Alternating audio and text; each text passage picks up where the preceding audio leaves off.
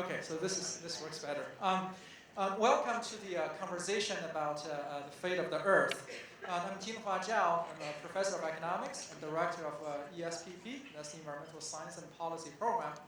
I'm very happy to be here. So today we had a really engaging day of presentations and discussions and panel. In fact, my brain is not working really well. This is so engaging. But there was a really common theme, I think, coming out of the presentations today and the talks. And I'm pretty sure it's going to come up again with the interview. That is, we are facing some very serious challenges, environmental challenges. And the only way that we can handle that is through interdisciplinary collaboration, as well as have policies that are based on sound science. That is what ESPP is about. So throughout the process of ESPP's creation and development, there were a number of people who were really crucial.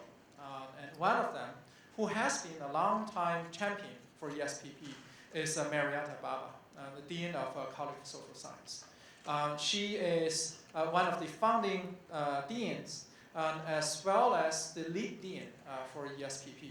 So I'm very happy and grateful that this evening she'll be here and make her remarks. So Marietta is a professor of anthropology and professor of human resources, labor relations at MSU, and has served the College of Social Sciences Dean since 2001. Previously, she was professor and chair of the Department of Anthropology. She was also the program director of National Science Foundation's research program, Transformations to Quality Organizations, now known as Science of Organizations. So currently, Marietta is the co-president-elect of Association of the Anthropology of Policy, and she's also the author of more than 75 scholarly and technical publications. And her research interests include the anthropology of work, organizations, and institutions, the anthropology of policy, and the history and theory of applied and practicing anthropology. So please join me in welcoming Dean Marietta Baba.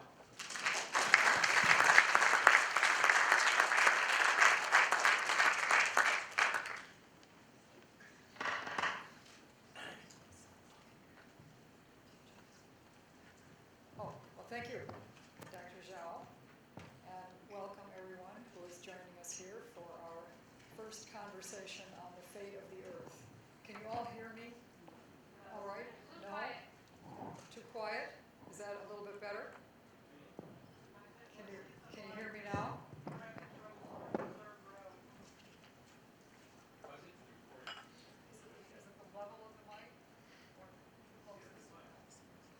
All right.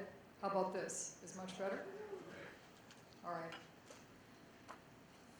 I said good evening, everyone. And welcome to the first conversation on the fate of the Earth. And I also thank Dr. Zhao.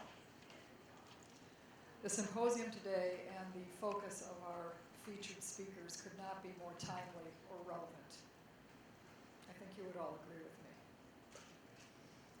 Earlier this week, we heard news from the report of the Intergovernmental Panel on Climate Change, which is compiled by hundreds of scientists working in nations around the world. I'm sure you've heard about this many times today.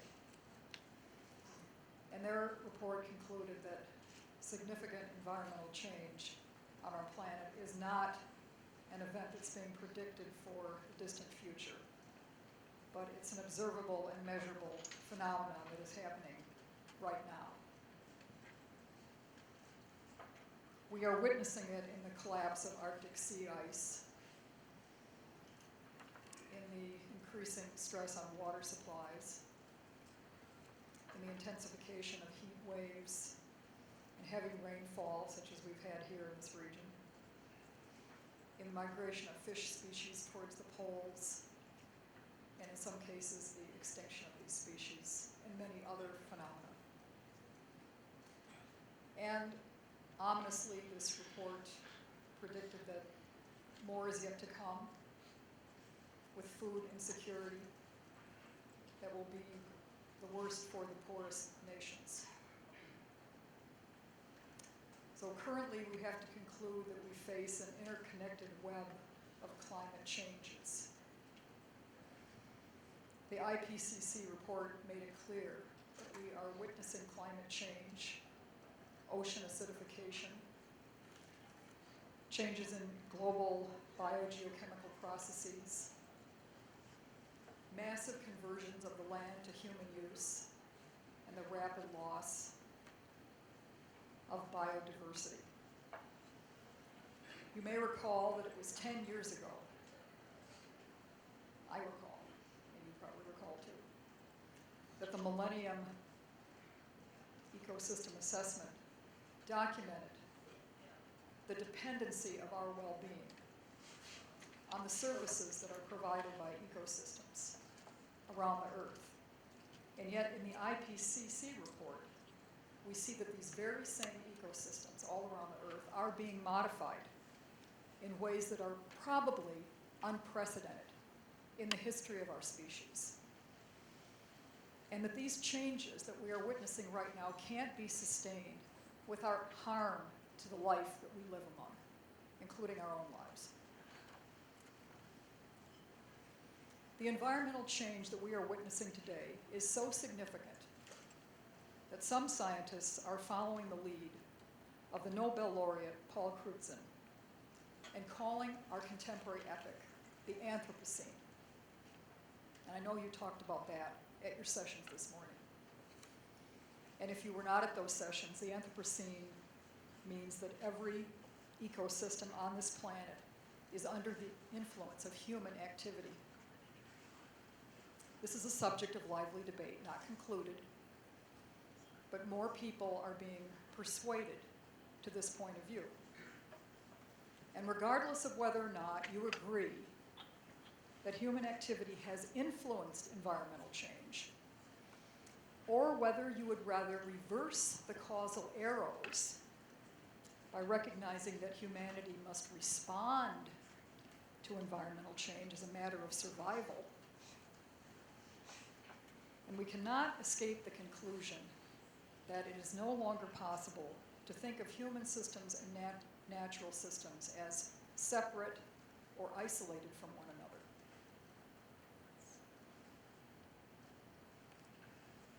Instead, we have to consider coupled human and natural systems.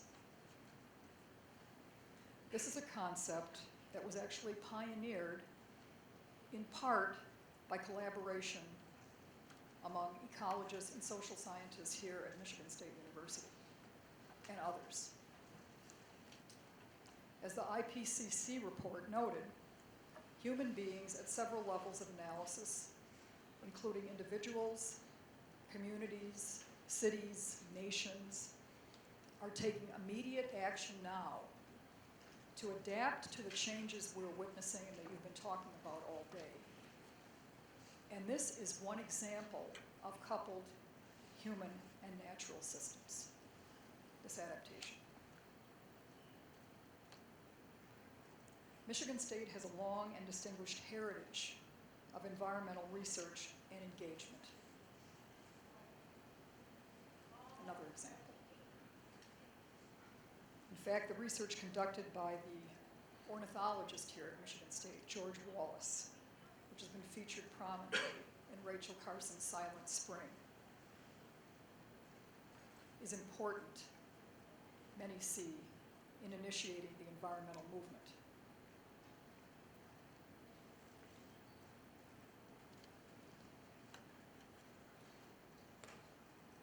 And our research tradition includes concern for human well-being, not only here in this state or in this nation, but around the globe. For many decades, Michigan State has been one of the most internationally focused of the U.S. universities. Our tradition of work, not only on agriculture, but on all aspects of human well-being, engages us with the environment wherever we go. Even as people endeavor to alter the fate of the earth with adaptation and mitigation strategies now. Michigan State's Environmental Science and Policy Program, or as we call it, ESPP, is the host of the Fate of the Earth Symposium and it was founded a decade ago based on the university's strengths in environmental science and global engagement. ESPP began as an interdisciplinary graduate program, and it gradually grew to become a collaborative research program that spans the campus. It now involves 180 faculty members. Dr. Zhao mentioned the colleges that lead ESPP, but faculty from virtually every college on the campus are included in this program. So it is a very diverse way of thinking about the environment. Our ability to engage and collaborate across disciplines is critical to our effectiveness in responding to challenges such as those that are addressed by the symposium. No single discipline is sufficient to understand, let alone adapt to, mitigate, or ameliorate the challenges that have been discussed by the Fate of the Earth Symposium. Yet every discipline has something to contribute. This symposium launches the Fate of the Earth lecture series, and the goal of the series is to engage the MSU community with leading thinkers from around the world to explore the fate of the Earth, literally. What will be our fate? The conversations we're having today and in the future will help us understand how the Earth is changing and how we can act to enhance human well-being and to protect this Earth on which we depend. In this effort, we engage not only with researchers, but with practitioners. Not only with professionals, but with students.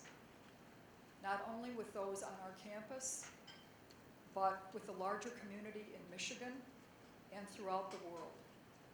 So for example, right now, we're webcasting the symposium globally, and students at several Brazilian universities, as well as those here at Michigan State, are engaging in the symposium as part of ongoing classes. The reason we can be here today and contribute to this dialogue and in the future is because of the vision and generosity of Barbara Sawyer-Koch, who is here with us today, and Don Koch. Together, they have endowed the Fate of the Earth lecture series, which will continue to engage MSU faculty and students, Michigan, the nation, and the world in vital discussions about human well-being and the environment. So I want to thank our generous donors, Barbara and Don Koch, our esteemed speakers, and I will let them get up here in about 1 minute. ESPP for organizing this extraordinary event, and all of you who are engaging with us in this conversation. Please accept my most sincere best wishes for a very successful conversation on the fate of the Earth. Thank you.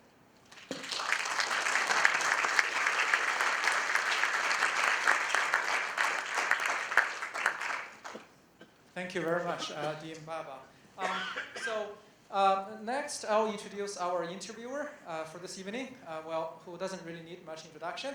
It's a very familiar voice for those of us who listen to public radios in Michigan. It's Mr. Rick Pluta. So Mr. Pluta is the Lansing bureau chief of the Michigan Radio and has been covering Michigan's capital government politics since 1987. He also co-hosts the weekly segment, It's Just the Politics. Michigan Radio with Zoe Clark. I mean, it's a big topic. So now, please welcome Mr. Pluta. I'm going to start here. We're going to deal with some technological issues because we have 3 people up here, and so far I think 2 working microphones. How does this one sound? Not good at all. The light is on. Ladies and gentlemen, the lovely and talented Caressa Ware. So, well, why don't we get started and we'll just make it work. We have some nationally recognized experts with us today, and they're about to join us here on the stage. And I'm going to start with Michael Vandenbergh, who directs Vanderbilt's Climate Change Research Network. His research focuses a lot on the relationship between regulation, laws, policies, and human behavior. how we react to these challenges that you just heard outlined here. And he is also the David Daniels the David Daniels Allen Distinguished Chair of Law. So please join me up here and please welcome Michael Vandenbergh. Mike, thank you. We're also pleased to have Thomas Lovejoy, and I guess we had to lure you back up here from the Brazilian Amazon where you spend a great deal of time. He is the Biodiversity Chair at the Heinz Center for Science, Economics, and the Environment, and he's also, middle-aged eyes, has a large background on talking about science and its application to environmental policy. And so this is a pretty nice pairing that we have up here. Dr. Lovejoy, please come on up here.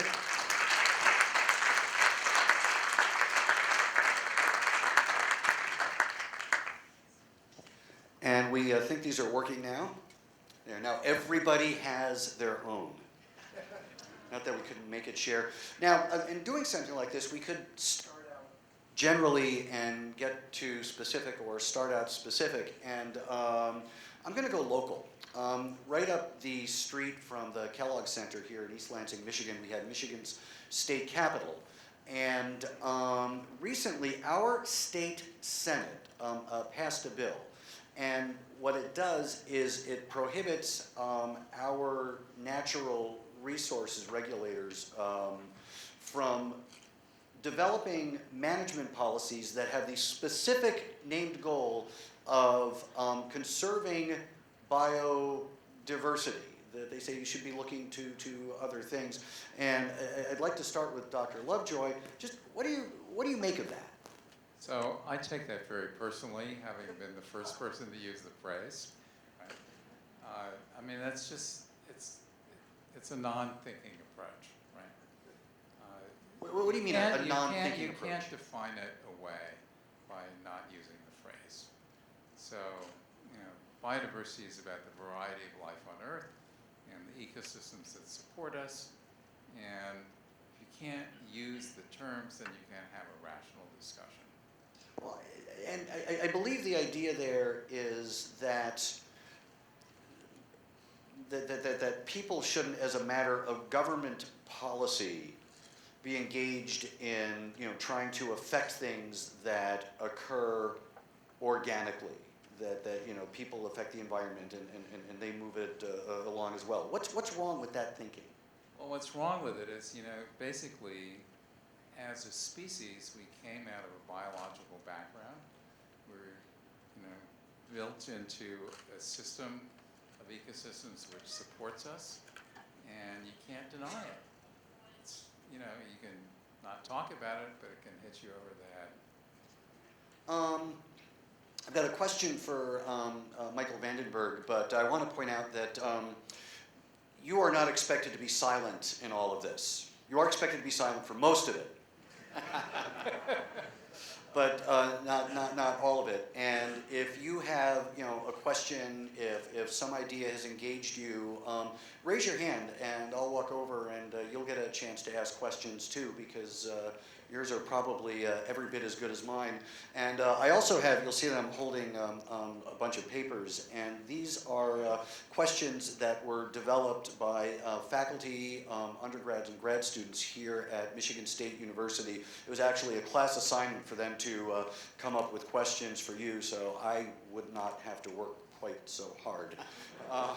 For which I'm grateful. And I thought this one was actually a very good one, and I want to address it to you, Mike, which is, as scientists, you're trained to look to facts, data, in terms of developing policy.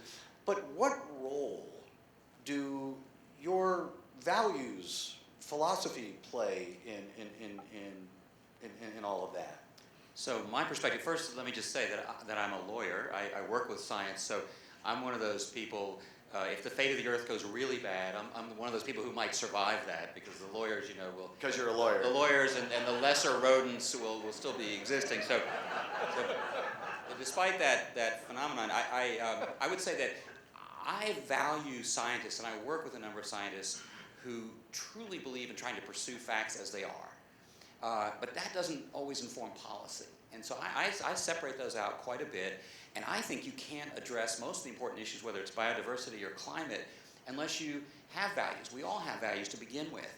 And in the research that we do, we often find that although we assume that what's going on is we're all going out and we're picking facts, and then we're assembling a worldview from those facts. But the psychology suggests that instead, we start with a worldview, and then we engage in what people think of as motivated reasoning. We find those facts that fit with our worldview. And then we engage in what's called confirmation bias. We just confirm our prior views. And to me, one of the greatest challenges we face as a democracy, and this goes to questions like biodiversity, is that's a natural human tendency.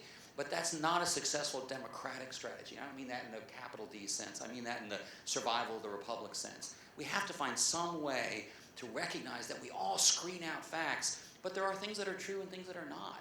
And even if they don't square with our value systems, we need to find a way to get past our current beliefs. And in a little bit, I'll suggest a couple of ways we might try to get from here to there. But so I think that the critical starting point is we all have to recognize we are looking for facts that confirm our biases to begin with, and try to get past that as far as we can. Okay, so you're saying that the existence of values is a fact. Yes. But He's a journalist, so he can turn any word back on me. But I'm a lawyer, so I can try to do the same thing. We'll see what happens here. So I'd like to interject. You're not qualified. We are all social primates, right? And it's all about applied higher social primate behavior, right? If we're going to manage the planet for our benefit, we have to manage ourselves.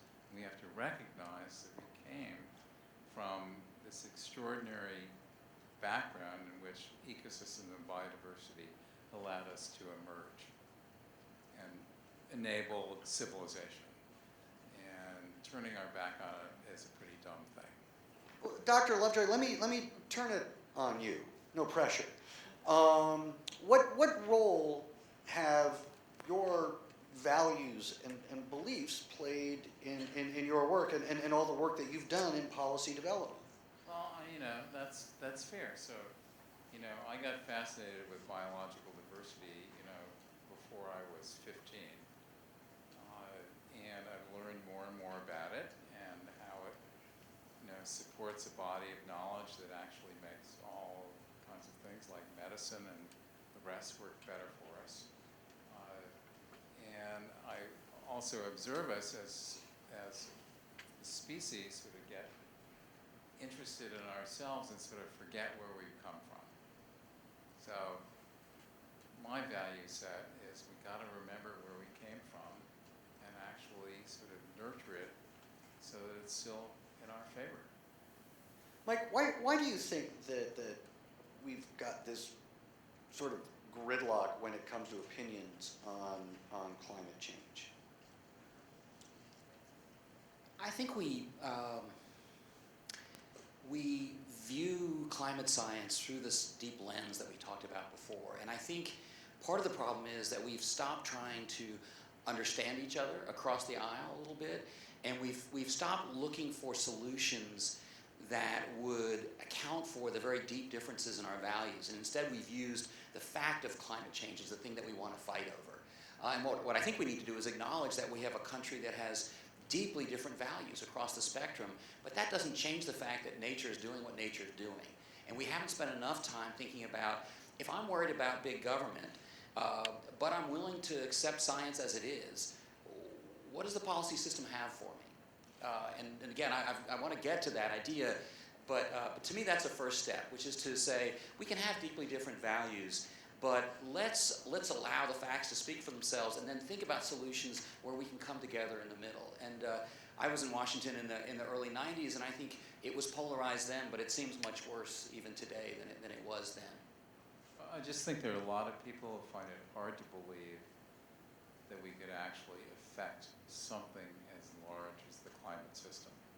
But the scientific facts are there. And we accept that some climate change is natural, but some is man-made.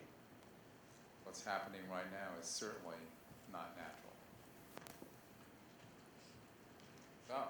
So the planet is like 0.9 degrees warmer than in pre-industrial times. You know, we're headed way beyond that. It sounds like a tiny number, but in fact, it is a big number in terms of how the planet works. So there's not a place on this planet that you can't see the fingerprints of climate change. So let me turn the question to you. Why do you think that there are some people who are so, not just reluctant, but opposed to embracing the idea that climate change is, largely driven by the actions of human beings? So, I think it's a psychological response, that you just don't want to actually believe that all of us, are making a difference in how the whole planetary system works. How can we possibly affect something as big as that? And yet we are. You can measure it. This is another question from Dr. Lovejoy here at MSU, and he wonders what are the most effective messages that biologists can focus on, effective messages that biologists can focus on when they're talking to policymakers about biodiversity conservation. Well, actually, I would magnify that up to the level of climate change, which we were talking about, planetary systems. And we could literally, if we decided to, could recognize that it's a big chunk of the excess carbon dioxide in the atmosphere, forcing climate change, which actually has come from 3 centuries of destruction and degradation of modern-day ecosystems. If we decided to, do reforestation, restore degraded grazing lands, change agricultural systems to accumulate carbon, we could take at least half a degree out of the climate change that would otherwise happen. But you're talking about some big things with some big economic impacts that would require lots of people to change their behaviors. Yeah, absolutely, because climate change is going to have a big economic impact. Last time the planet was 2 degrees warmer, the oceans were 4 to 6 meters higher. Do we want to go there? No. What role do you think that the language that we use in speaking about climate change plays in this? That if we what if we talked about for instance healthy ecosystems instead of calling it biodiversity? What role do you think that plays in the fact that this is so controversial? I think the language is important and the framing is important, but I think we've spent 2 decades reframing. Is it climate change? Is it global warming? I think the issues go deeper than the framing. So I think we have to worry about the framing, but at the core we have to ask ourselves, is it worth investing in the future or not? And to me, that's the underlying question. Well, actually, we've seen a lot of the controversy that we're here in Michigan, which has endured a long winter that seems to never quite end. Although I've heard word that spring may be near, and there are naysayers who say, well, we wish global warming would reach up here, and that has brought about that discussion exactly about the nomenclature. Don't call it global warming because that doesn't encompass the entire issue, that it's climate change. Global warming sounds cozy, right? You get a cold winter, and those happen, and that's sort of like looking at a wave sort of crashing on the beach, and trying to decide from one wave whether the tide is coming in or out. So we got to get smarter than that. And it's important to know, for example, that it was warmer in Tallahassee than Anchorage for much of this year. In Nashville, where I'm from, the Cumberland River, which runs through town, used to freeze over every winter, and that's not even conceivable now. But I think it's a mistake to spend all of our time thinking that if we just called it climate change, all of a sudden people would go, oh, it's climate change. I think people are experiencing climate change, and I think it's easy to think about reframing as a simple way to solve a problem, but the problem is deeper. Again, it's going to cost people more money for electricity and things like that to solve this problem. And from my perspective, the question is it worth it? Do we care enough about our grandchildren to invest a little bit now to avoid some very severe costs in the future? And I think framing helps to clarify issues, but it doesn't solve the problem. So he just said something really important. This is Finally, it took me a while. not just about future generations. It's about our children and grandchildren. It's really immediate. Someone asked, given the concerns with climate change, how do you view nuclear power? So I think nuclear power is better than the alternative of high carbon power, and I've come to that point. I didn't actually work on climate issues until about the mid-2000s. I teach an environmental law class. I didn't know enough about climate to be able to teach that class, and so I had a physicist come in and show the famous Vostok ice cores, which show 424,000 years of temperature and CO2 correlation and the current levels of CO2. And I literally went back to my office, and I have a row of boxes in my office of all the other projects I worked on, because I realized if temperature catches up with historic CO2 levels, all the other things I worked on, a Superfund site in Florida, if Florida's underwater, doesn't really matter. And so I really shifted my focus at that point and ended up in a very different place on these kinds of issues. So there's a lot of pluses and minuses about nuclear power, and it's pretty expensive.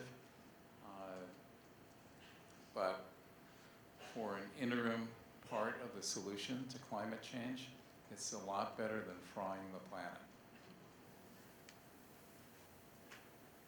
planet. You realize what you both said would get some people upset. Yeah? But it's better than frying the planet. Right. I think that's one of the things that climate change does for all of us. If you're on the left, it raises very hard questions about equity in the developed world and the developing world and how we wrestle with those. If you're on the right, you're worried about big government. And I think all of us just have to take account of the fact that the world is getting warmer and say, where are the choices? What are the smart choices we might make? Rather than to presume we can have a choice-free future.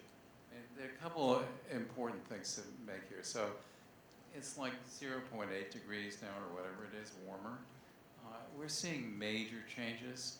The coniferous forests in western North America from southern Alaska to southern Colorado are dying back because of the bark beetles having more survivors through warm winters and getting an extra generation.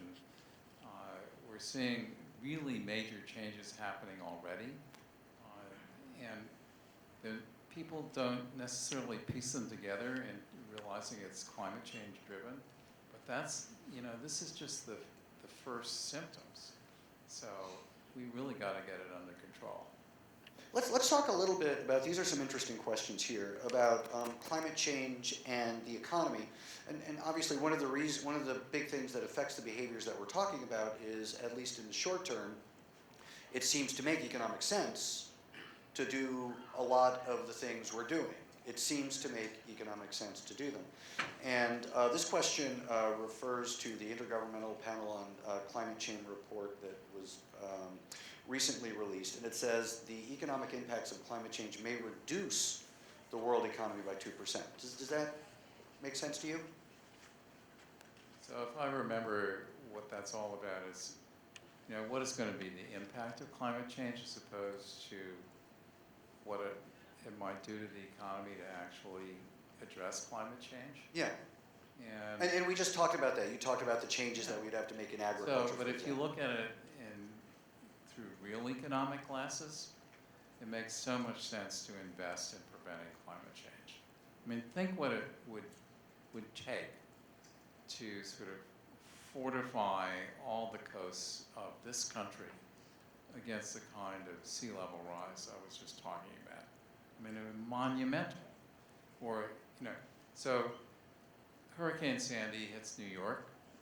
We know what it did to Lower Manhattan. Well, my great-grandfather chaired the commission that designed the subway system. How was he supposed to sort of foresee sea level rise? I mean, this is big stuff. And we have a lot of things that we need to invest in. So let's not run up the bill.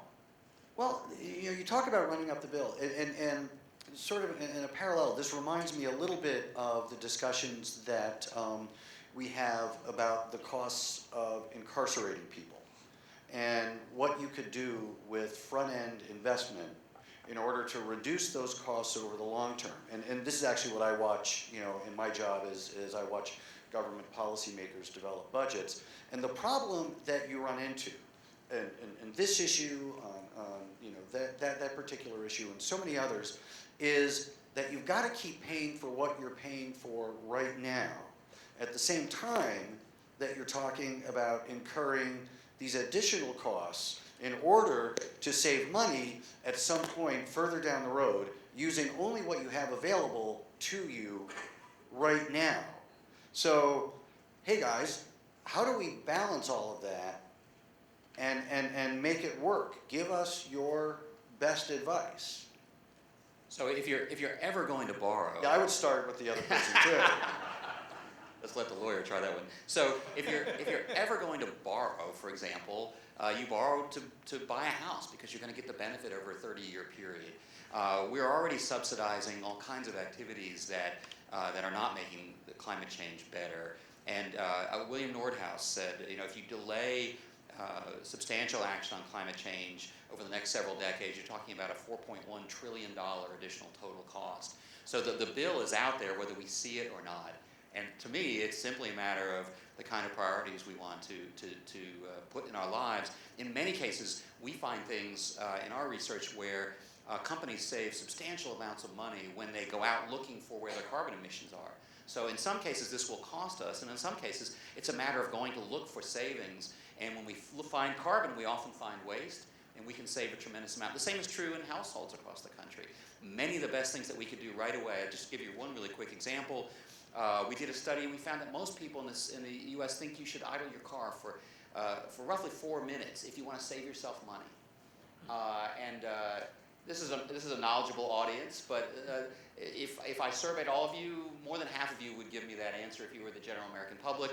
Anyone know what the right answer is? Between 10 and 30 seconds. And that's worth 600 million gallons of gas a year, billions of dollars.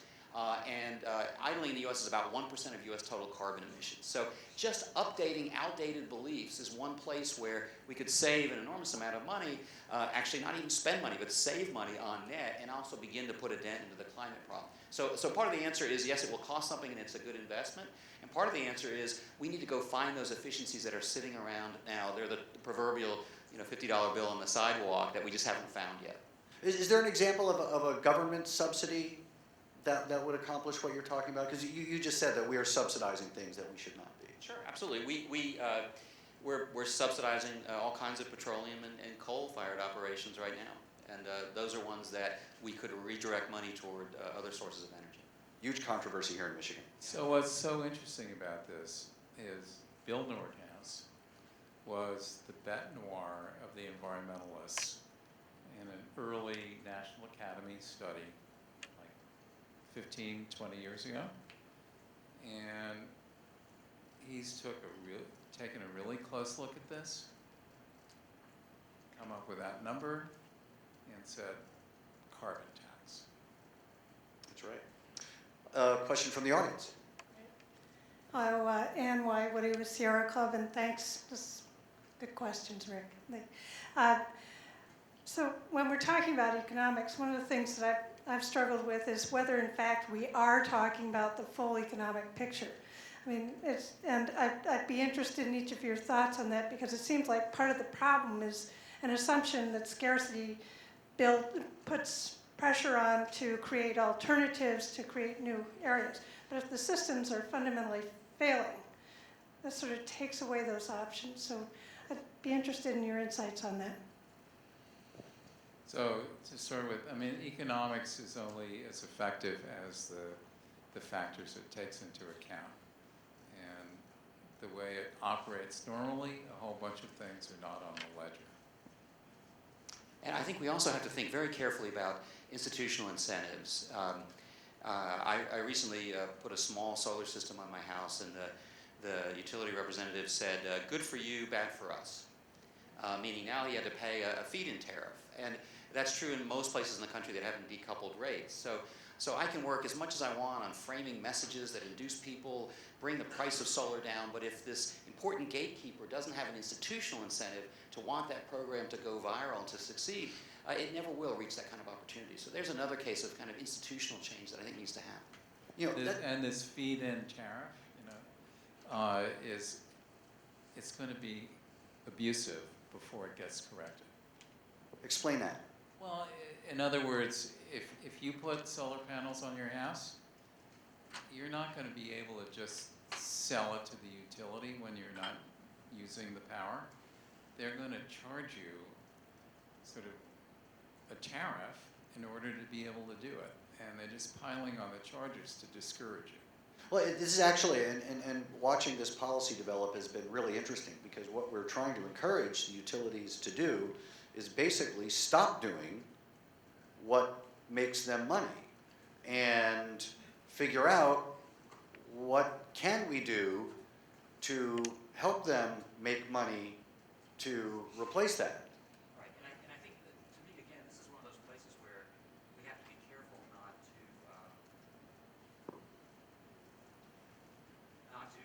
You work with mine, okay, I'll thank you. work with yours.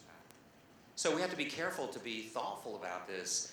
But again, in about 12 or so states in the country, they have decoupled rates so that the utility gets paid for not selling power in part. But that takes a sacrifice across the board, because we can't always project what the level of electricity use would have been had they not induced efficiency. So you're taking some risk on that whole system, but at least you have a utility then that has an incentive to go out and to promote the kind of uptake of these kinds of systems. And ultimately what you want to see is a utility system that's structured quite differently. But that's going to take some time. So one of the best things that's ever happened to me in terms of that department came from my utility, and I have a little gadget in my kitchen which shows me how much electricity I'm using. So when I turn on the hot water, it suddenly goes, and I turn out the hot water very fast. And research shows that immediate feedback is far more successful than $1 million spent on a public information campaign that says, oh, please use less electricity. That little dial is far more effective. But how many of you have one in your home, right? Does your utility have an incentive to induce to put one in your home? No. It has an incentive to put a smart meter in your home, which can then help them understand how much electricity you're using, but not necessarily to tell you how much, because then you'll use less. Are you change those incentives? Are you aware of any place where that's been built into the building code? I've never seen building codes that do that, but I do think there are a lot of places in the country where you're seeing these kinds of feedback effects because the utility has an incentive, again, to do more than very minimal kinds of efficiency and conservation. What do you think that a modern utility is going to look like in 50 and then 100 years? If I knew that, I would be investing in stock right now. And some people in the audience, I think, may have a better answer than I do. Well, hey, speaking of audience, How you doing? I'm Brad Callio. I'm the founder of the Zynoc Foundation. We do renewable energy infrastructure. And I get to be very privy on a lot of energy technologies out there today. Zero point technology, better wind turbines, a lot of different technology like that is on its way. Electric car programs, Elon Musk and his Tesla vehicle is making a big change on the planet. Oh, geez. I like the way you guys talk about the planet, by the way. Spaceship Earth is the only one we got. I like to look at it that way. I forgot where I was going with this. ask him a question. That'd be a good question. Asking them a question. I'll get back. So, just that's okay. We appreciate the feedback. perhaps to contribute to where I think he was headed, we have a very short sense of history. And what we don't realize is the electric utility industry began as a series of very small electric power plants distributed in many places. The system we have now emerged largely in Chicago and some other places in the late 1890s during that period. We went to the system of large centralized plants, but it's not it's not inherent in our electric utility system that it will always be like that. And my guess would be in the future we'll see something really a very different model, but it'll be a back to the future kind of situation because we actually had a very different model 100, 150 years ago. Well, how do you think reurbanization affects that? That, you know, as we see the, you know, the migration back into, you know, large urban centers that we seem to be seeing at least. That's a big idea, right? I think that's a Tom idea. So You're the PhD. So not thinking about it in terms of the power grid, but in terms of the overall impact on the planet. The sort of movement into urban areas, I think, is a really positive thing. It's not perfect, of course, but if you think what it does in terms of taking pressure off the natural systems of the planet, it's quite considerable. So an example would be the largest state in Brazil, Amazonas. It's 2.3 times the size of Texas. It's bigger than any other political unit in South America other than the country. And it has the lowest deforestation rate because the capital city of Manaus is a big urban magnet with an economic incentive creating that. And What's the economic incentive? it's a tax-free zone. So basically, you know, the largest Harley-Davidson plant in the world is in Manaus. All sort of things like the computer boards and handheld boards are built in Manaus. And so it attracts the population. They get a good, you know, quality of life. And they don't wander off sort of cutting down the forest trying to get a marginal living. Another question here in the audience. Michigan, I believe, is Mark McKay, and Michigan is considering a new energy policy, including, I believe, renewable portfolio standards. I'm curious, in case anyone's listening that would be interested in that, what your opinions would be on what you would add to consider in establishing such a policy. He's talking about a mandate that our utilities boost the amount of electricity that they generate using renewable resources as a matter of government policy. So, you know, what I understand is that the economics of renewables, solar in particular, but also wind, is really very close to a tipping point. And I think that's a great time for government to come in and just hasten the tipping point. You know, Warren Buffett is investing $1 billion into wind in Iowa, right? That's got to tell us something.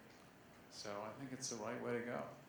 I view it as essentially an equalizing mechanism. We're not paying the total social cost of what we're generating right now. And so what an RPS really is a way to say, let's try to level the playing field a little bit. And from that perspective, I don't know the specifics of this legislation, but I think the idea that states are trying to do this is a nice way to push that system forward and just level the playing field a little bit. Let me ask you about this. What if there were no government action regarding carbon emissions? What should society be looking at? Well, Rick, I have an answer if you want slides, or we could just go without. What's your choice? We happen to have a presentation. We happen to have some slides on that. Well, tell us while we're Putting it up? Caressa is setting this up. Why don't you tell us what we're about to look at? So that, again, I live in Nashville, Tennessee. I'm often in groups of 50 or 100 people where I'm fairly confident that I'm the only person who thinks that anthropogenic climate change is happening. And so a lot of what I work on is what might we possibly do, even if government doesn't act tomorrow or sometime in the near future. And so if you'll indulge me for just a moment, I'd like to just to throw an idea at you and get your reaction to this. And the sooner we get off of my slide, the better. And I want to start with I want to start with Rio de Janeiro, Brazil. And I learned at dinner for a second reason. The first reason I want to show a slide at Rio is obviously 1992, the first major international agreement, the UN Framework Convention on Climate Change, began the process of countries beginning to talk about how to reduce carbon emissions in a serious way.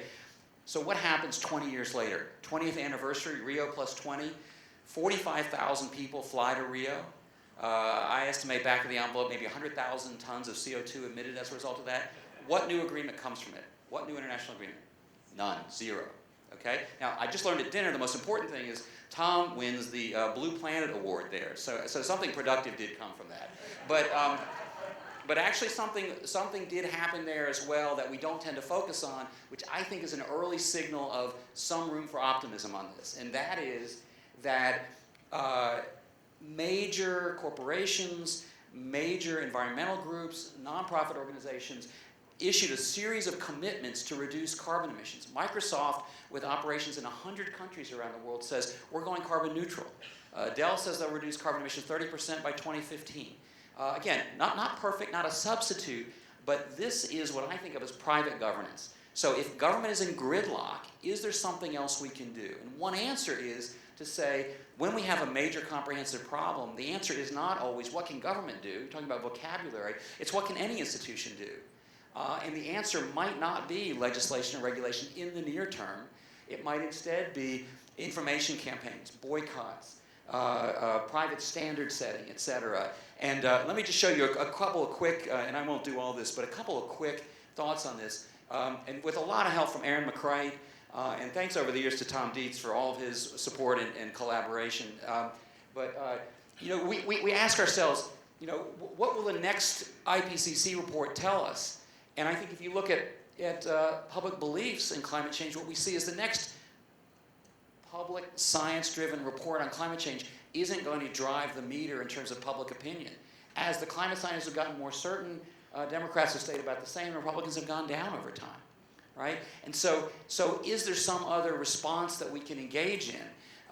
And the answer, I think, is that at least we can begin to buy time. And again, if you're not like this audience so much, but like most American audiences, roughly half of you don't think we need to buy time. Either anthropogenic climate change is not happening, or the big government solution is worse than the problem in the first place. But my suggestion would be, if the black line is where the International Energy Agency thinks, even with government-adopted policies, where carbon emissions are going around the globe, and the blue line is where we would need to be to get to the 450 part per million level. And again, is that safe? Well, no one really knows, but I analogize that to trying to avoid being in the red line on a tachometer. You don't know your engine is going to freeze up, but you know that the chance that it will goes up dramatically as you get into that red line. And staying out of that, above that 450 line is like staying out of the red line on your tachometer. And so what I'm working on right now, and again, I won't belabor this, but is there a possibility here that if government doesn't act over the next decade on the national or international level in a substantial way, is there a way we might nevertheless buy a wedge of emissions reductions by things that don't require government action to at least keep us out of that red line until government and the population begin to become more likely to act?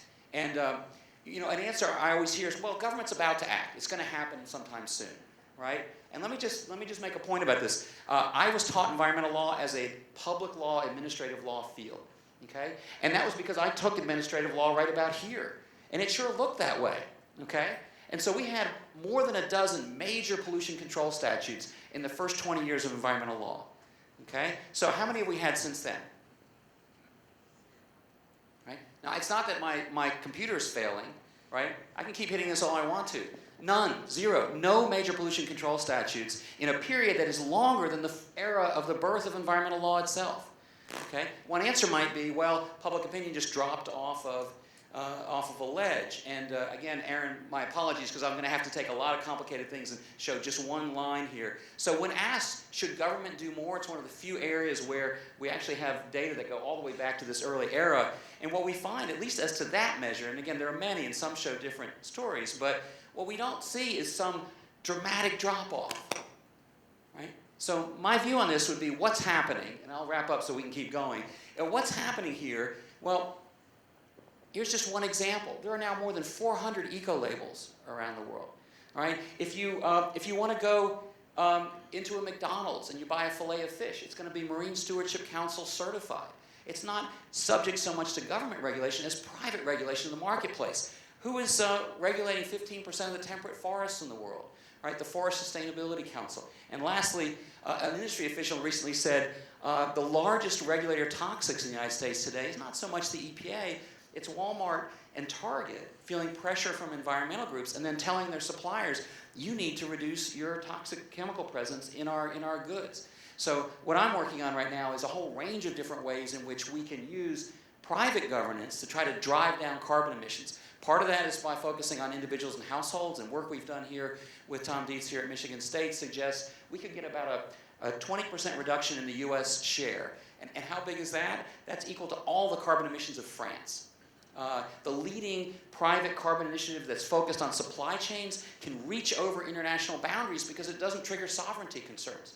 So recently when Walmart and the Environmental Defense Fund got together and made an announcement that Walmart was going to look for 20 million metric tons of carbon reductions from its supply chain, now we can begin to push carbon emissions reductions through the developed world and the developing world. It's one of the very few ways we can do that. So I'll stop with that so we can keep going, but that's the direction that I think offers some opportunity here. Well, I have a follow-up question, though. Why? So you said these are things that would be in the absence of government action, but how many of these things are occurring where, like the movie rating system, which was created because Hollywood was afraid that if it didn't, then government would act. That there's still the threat of the heavy hand out there. That's right. So some of this probably is occurring because firms are thinking government's going to act soon, and so we'd better act to either head that off. And what I look at when I look at these kinds of initiatives is those kinds of initiatives that are not likely to undermine the probability that government will act at some point. And what we find when we look at survey data is that when asked, 70% of Americans think that companies should do more, 60% thinks households should do more, and a little more than 50% think government should do more. So there's actually a driver underneath this, which is public support for someone doing more. Actually turns out to be more for corporations. People will buy sometimes green goods if they're labeled. There is more than $19 trillion now held by investors who are insisting on companies reporting their carbon emissions and trying to reduce them. Some banks are doing that. So there is pressure coming from a whole range of different areas that gives some hope that even if companies don't think government's about to act, that we'll still see some substantial carbon emissions reductions. What about the intersection of dealing with climate change, environmental issues, and other social problems? You know, for example, you know, we know about food deserts in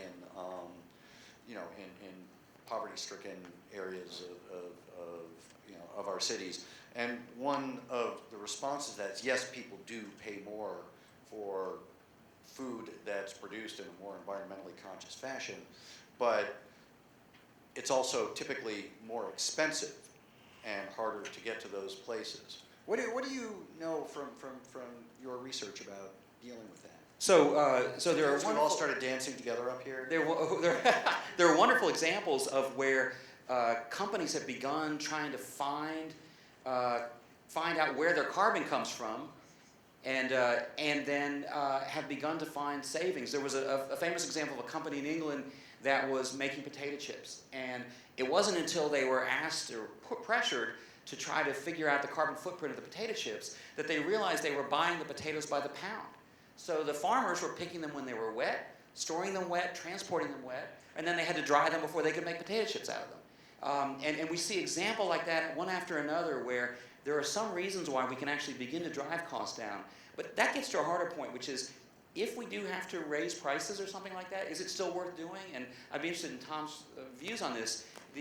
From my perspective, again, climate takes top priority, and I think it requires top priority, and we should organize things after we've figured out how to deal with that. Because I think if we look back 100 years from now, and again, this is gonna gore liberal and conservative oxes, but I don't think people will remember healthcare 100 years from now. But they will remember what we did when we knew what the climate science said, and they'll ask us, what did you do? And so whether you're liberal or conservative, from my perspective, the answer is solve this problem because so many of the other ones follow along behind it. You may have a different view. Well, I would agree with that in the sense that, you know, when the waves are lapping up around the skyscrapers in Miami, people will agree with that. But the other really important piece of this is basically what we're doing to the biology of the planet. And as the green planet begins to brown out, people will really remember that too. Explain that. Well, I mean, we're at a point where tropical coral reefs are already in a really difficult situation. If we ever go to 2 degrees, there will be no tropical coral reefs. And 5% of humanity lives within 100 meters of tropical coral reefs and depends on them. And there will be a whole bunch of countries which will go underwater. I mean, and the time to make decisions about avoiding that is right now. And if we don't, it's going to really look bad looking back. I think that's fair. One of the things we talked about earlier is how do we deal with this deep social divide and how we perceive things like climate science. And let me just give you, if I may, an example about how things like private governance can actually affect that problem. Why not start, we saw the slide about government reports and the lack of correlation with beliefs about humans causing climate change. What about starting a climate prediction market? This is not something government could do, but a private institution, so that we could buy and sell prediction. Tom and I wouldn't, because I think we agree on this, but I suspect there are many people in the audience that you and I could buy and sell a prediction about global average temperature in 2030 or global sea level in 2050. And if the climate scientists are wrong, it won't be worth much, right? If they're right, it'll be worth quite a bit. And these kinds of markets exist already. You could buy and sell Obama and Romney on a market. So this is kind of the Vegas solution. Except Vegas is gambling, and this would be investing in effect, because it's not just chance. But some of this is actually certain, because we know how the planet worked. Right. And when it was 2 degrees warmer and the oceans were 4 to 6 meters higher, we know that's the end point. We just don't know how quickly it will happen. So do we want to go there? No. So one other thing about how quickly you go someplace is, we didn't plan this, by the way. One of the challenges many of us work on, if you assume government isn't likely to act in the near term, for many problems, social norms are affected. We heard talks about that today, whether it's lobster fishermen in Maine or whoever it might be. But with climate change, there's a different problem, because we all today are the ones who need to act, but it's our grandchildren and great-grandchildren for tens of generations who ultimately will bear the harm. And so the normal social interactions where I'm worried about my reputation among my peers don't play out quite the same way, because the people who are going to be most affected will live many generations in the future. Again, is government likely to deal with that? I don't think so, but why not put together a legacy registry, where as a private institution you could go onto a database and you could say, as of today, I know what the climate science says, and I've taken the following steps. These are things I've done. And we could preserve those data in a way so that you would know that your great-grandchildren will know what you did today. And we did a little study just recently, just preliminary now, but we found if you ask people, if you had $100, how much would you put towards your current reputation and how much toward your reputation after you die? And the answer is people would put about $40 of that $100 toward their reputation after they die. So there's at least a preliminary indication that people might care. It would be like Ancestry.com, except looking forward rather than backwards. So to me, that's just another example where if we get out of the mindset of saying, oh, government, it's either government action or nothing, there are lots of opportunities with private governance. Nobody wants their grandchildren to be embarrassed about them.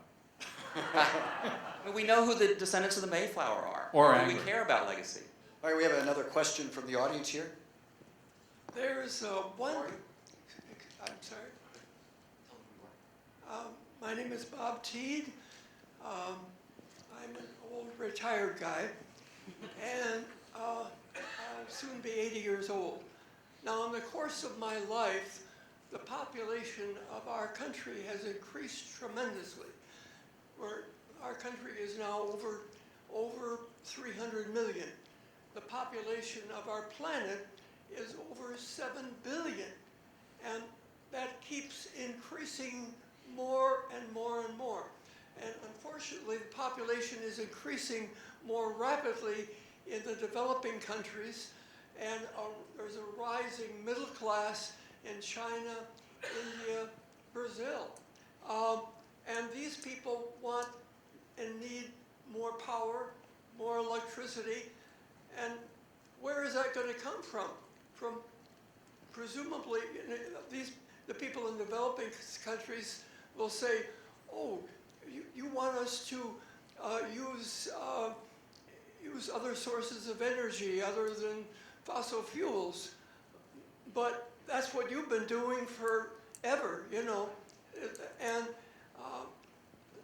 it's, to my mind, every one of us, every single one of us is responsible for the problem of the fact that there's far too much CO2. Because we all use fossil fuels in our automobiles, in our homes, etc. And what can really practically be done about this? So just one quick answer. You probably got the first one if you want, and I'll go for the Well, second. I just want to Let's say, start with what do we do about the developing world where the nation's going to be the to first gravitate thing, towards the first thing you do cheapest is you form? recognize that the developing world is more varied than just the developing world. So it depends on the country. Brazil, in terms of power, is so far ahead of most big countries in the world in terms of renewables. It's not funny. But sort of the big issue is not so much that as sort of the lifestyle that everybody wants to get into.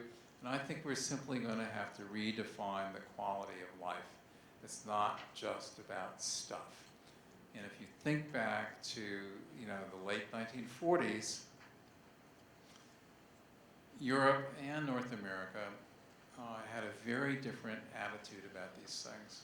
There was a frugality that had been built in by the Depression and rationing in World War II. And my particular example of this is, aluminum foil comes into existence. Oh, wow, it's fantastic. So, I lived in Midtown Manhattan, not in an impoverished situation. So we get this aluminum foil, right? Used it, washed it, reused it, washed it, until finally it fell apart. It was a totally different attitude about stuff. And that we need to regain. And the important part, I think, in addition to that, is that levels of well-being were not lower than they are now. So all this material and energy throughput hasn't increased our levels of well-being. So that's an issue. Let me just say, as to the developing world, both for the developed and the developing world, I view the international process as unlikely to yield something major in the near term. But I think there's a really important need to get us to stay out of that red zone on the tachometer. Here's one quick example. So China has about 50% of its carbon emissions that come from exports. About 30% of those exports come from the US and the EU. And that means that the goods that we all buy make up about 15% of China's carbon emissions. So the downside is we are exporting our carbon emissions on some level. The upside is we have an opportunity to influence what those suppliers do and what they say to their government about what they want their government to do when it goes to the international negotiating table. And I think we all bear that responsibility as well, but it's one of the very few ways to get past sovereignty concerns. When a company in this country is selling a good to you, you have an opportunity to say, I want a low carbon good. And when that company says, Walmart has 10,000 Chinese suppliers, it would be the 6th largest trading partner with China if it were a country. So to say that it's not an active partner in all this, I think is a mistake. It's a mistaking what the modern world is. It would be Sweden if it were a GDP right now. So you want to think about how to get out of the mindset of saying, well, it's either the international process or the developing countries don't come to the table. It's our consumption in part that's feeding that problem, so we can use that consumption as a way to help create incentives for reduced emissions as well. But to Dr. Lovejoy's point about changing expectations and how we live our lives and how our my grandparents once lived, all that, was the Great Recession a lost opportunity in terms of reshaping our expectations? Yeah, actually, I think so. I mean, I think there could have been an opportunity there to sort of think about what really counts and sort of reformulate, how we consume to something that is much gentler in its impact.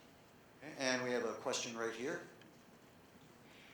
Hi, I'm Caressa Weir with ESPP. One of our outreach activities is the Michigan Climate Coalition, which came to being before I was part of ESPP.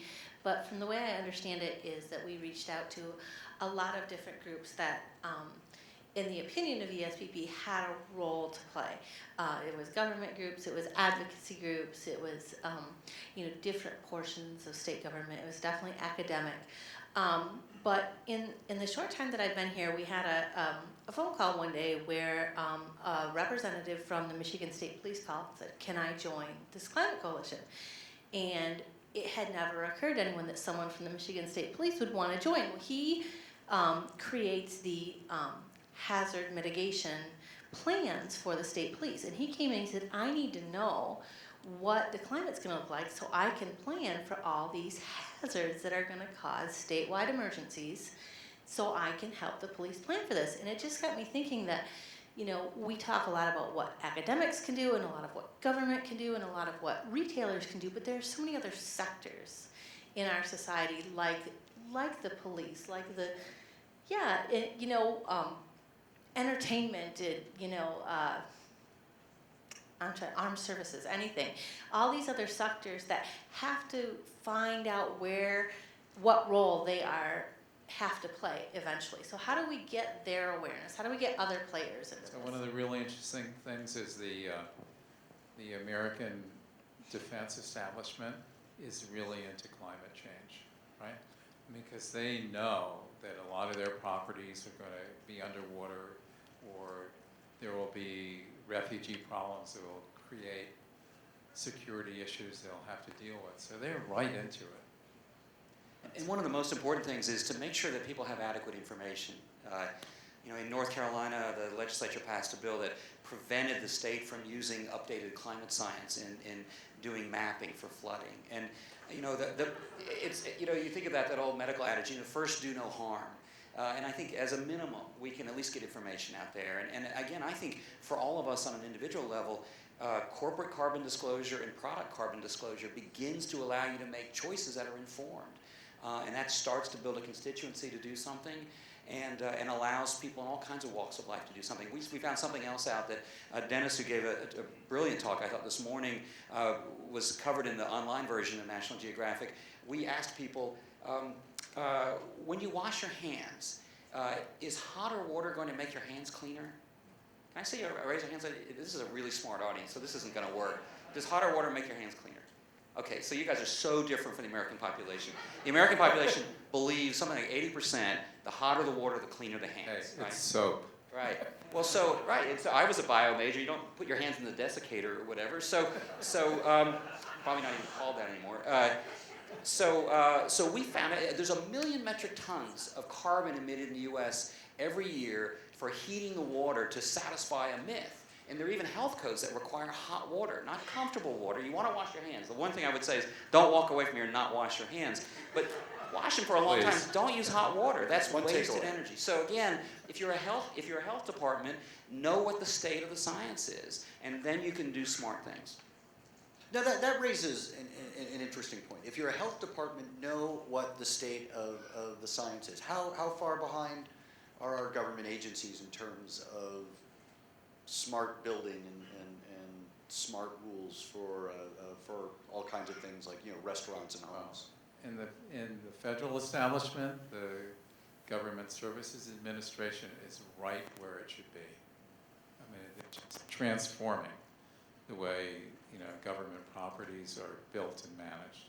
I think that's right. I think the challenge for government agencies tends to be they are single mission focused. So if you're the Federal Communications Commission, you're trying to give people lots of TV. So you give people lots of TV by giving them a little device that never can be turned off, right? So is that low carbon or high carbon? Well, unless all of your power is renewable, which many Americans think it is, that's high carbon, right? So what it was doing is it was pursuing a certain mission, not general social welfare enhancement, but giving people more TV.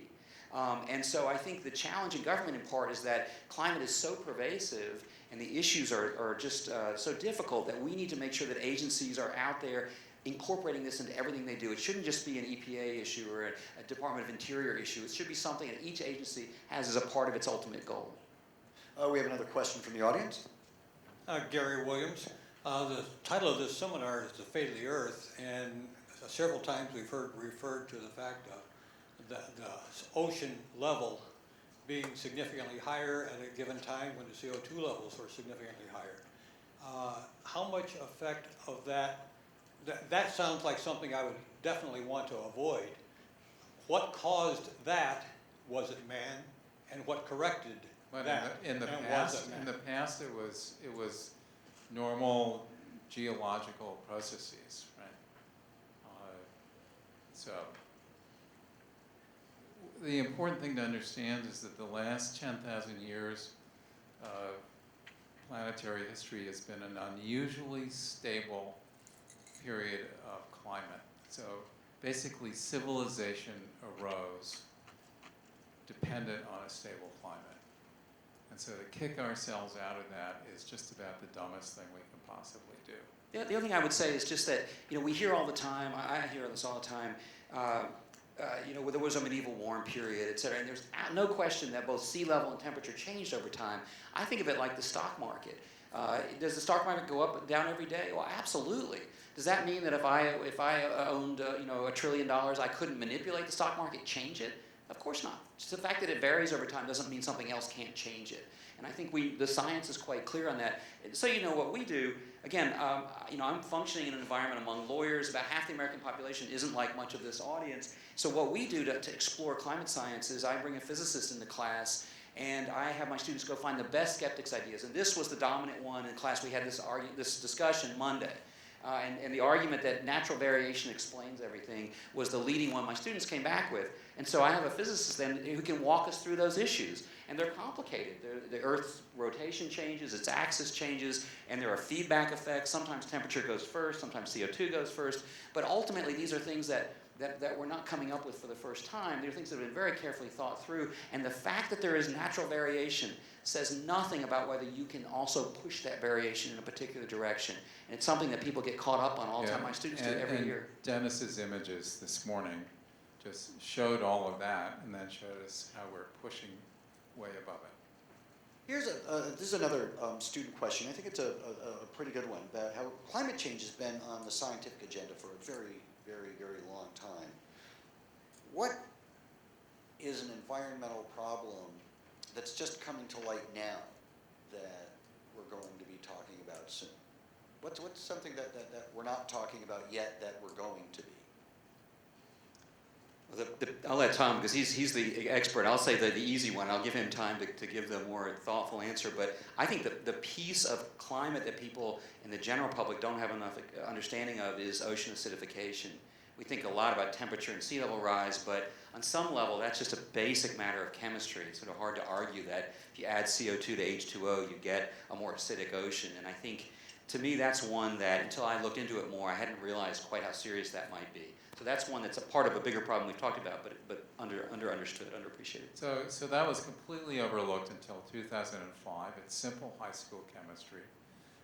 The oceans are now 30% more acid than in pre-industrial times. And it's really bad for the tens of thousands of species which build shells and skeletons out of calcium carbonate. The coral reefs. Coral reefs and the base of the food chains, in the North Atlantic and off of Alaska. Bad stuff. I don't know that there is generically a new environmental problem on the horizon, but what is hard to predict is how the different things will interact with each other as they get stronger. So sea level rise, temperature, biodiversity, they'll all start interacting in ways that are really hard to predict. So they're going to be surprises, and some of them will be positive, but most of them will not be. We've only got a few minutes left, and I want to give you guys the opportunity to give us one takeaway. You give us some closing thoughts, and why don't we start with you, Doctor? So, I think the critical thing is to everybody go away thinking about the scale of the problem and the fundamental implications it has for the future of human well-being, and try and incite our grandchildren to create a revolution. Mike, Wow. please. Yeah. I can't top a revolution. Drop mic, walk off. Exactly. I do think two things. One, we have to avoid fatalism. I think it's very easy to look at problems like this, look at the global scope of the problem, and say, gee, I can't affect things. And we know that if you believe that, then you won't act. But then I think we have to get into a different mental framework. We're so used to saying, if there's a big comprehensive problem, we need a big comprehensive solution, and that's probably a government solution. And I think that is not going to deliver an answer we want in the next decade. So from my perspective, the biggest solution is to get out of the conceptual framework of saying, big problem, big government answer. Ultimately, we need that very likely, but we've got to buy time between now and then. Interesting. Thank you. You are big thinkers, and we appreciate you sharing your thoughts with us today.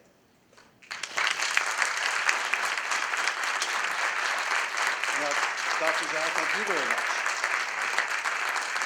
Thank you very much. This is really great. It's a great interview, and it's really intriguing and thought-provoking. And thank you very much for being here. Just one last announcement. All of this will be what actually is part of today's presentations were already there. It's on YouTube channel.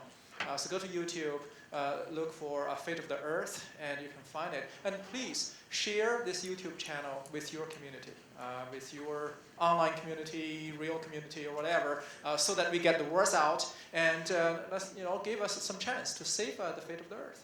Thank you.